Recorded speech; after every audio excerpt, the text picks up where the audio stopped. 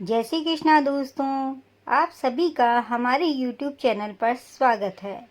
आज हम आपके लिए एक कहानी लेकर आए हैं, विचित्र आतिथ्य। आशा करते हैं कि आपको ये कहानी पसंद आएगी और ज्ञान प्रदान करेगी। तो आइए सुनते हैं विचित्र आतिथ्य। यह एक ऐसी कहानी है जिसमें कृष्ण भगवान के आतिथ्य का वर्णन किया गया है। महर्षि दुर्वासा अपने क्रोध के लिए तीनों लोक में विख्यात हैं।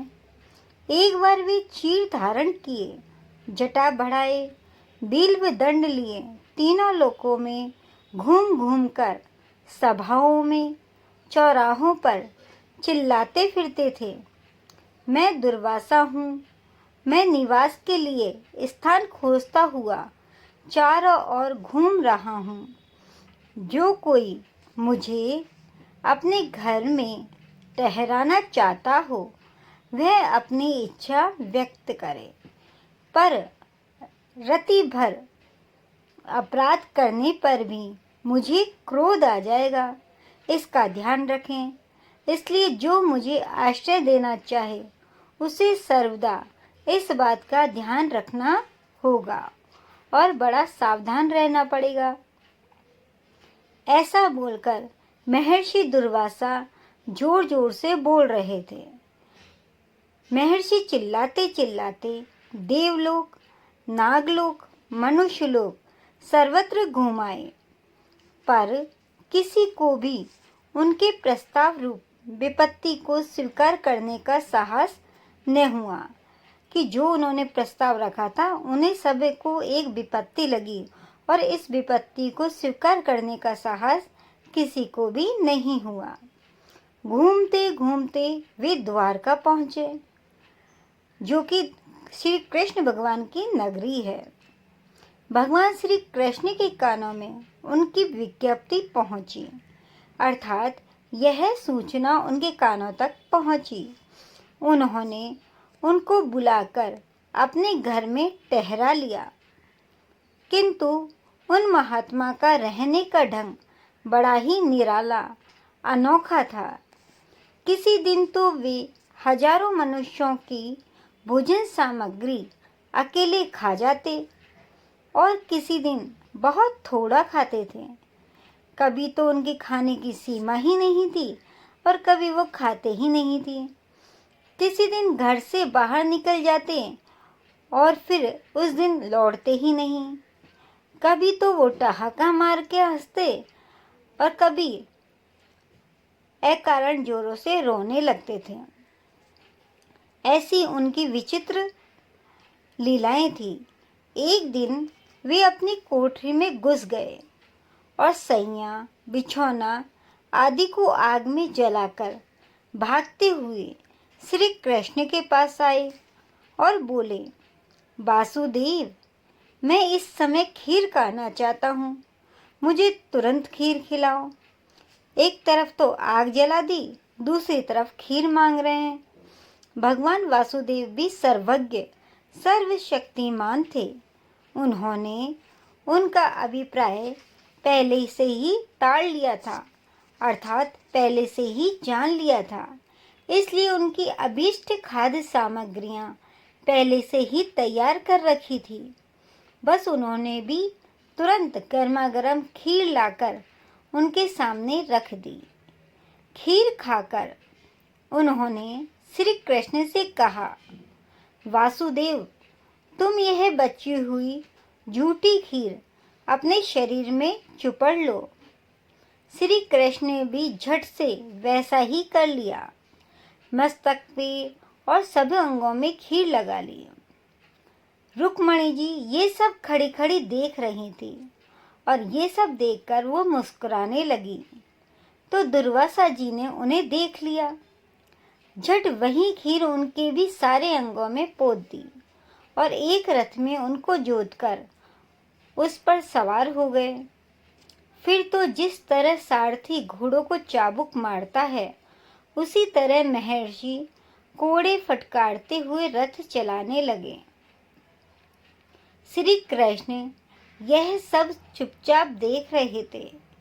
यादवों को यह देखकर बड़ा कलेश हुआ। बहुत ही दुख हुआ कि ये कैसे महर्षि हैं, कैसे कृष्ण भगवान को रुक्मणी माता को परेशान कर रहे हैं। परम दुर्लभ महर्षि रथ पर चढ़े राजमार्ग से निकले। रुक्मणी जी बार बार गिर जाती थी, पर महर्षि इसकी रत्ती भर भी परवाह नहीं करते थे। उन्होंने थोड़ी सी भी चिंता नहीं हुई। अंत में जब रथ खींचने में सर्वथा असमर्थ होकर वे गिर पड़ी, तब महर्षि बिगड़कर रथ से उतर पड़े और उनको बेढंगे रास्ते से दक्षिण की ओर ले चले। भगवान श्री कृष्ण भी सारे शरीर में खीर पोते उनके साथ दौड़ते चले जा रहे थे। उन्होंने महर्षि दुर्वासा से कहा, भगवान मुझ पर प्रसन्न हो जाइए। तब दुर्वासा प्रसन्न होकर श्री कृष्ण की ओर देखने लगे और बोले, वासुदेव, तुमने क्रोध को जीत लिया है। मैंने तुम्हारे पर इतना क्रोध किया, इतनी विचित्र घटनाएं घटित करी, लेकिन तुम्हें बिल्कुल भी क्रोध नहीं आया, इसलिए तुमने क्रोध को जीत लिया। तुम्हारा कोई अपराध मुझे दिखाई दिया ही नहीं। अब मैं तुम पर बहुत प्रसन्न हूँ और तुमको वर देता हूँ कि तुम सारे संसार में सबके प्रिय होगे। तुम्हारी पवित्र कीर्ति सब लोकों में फैलेगी।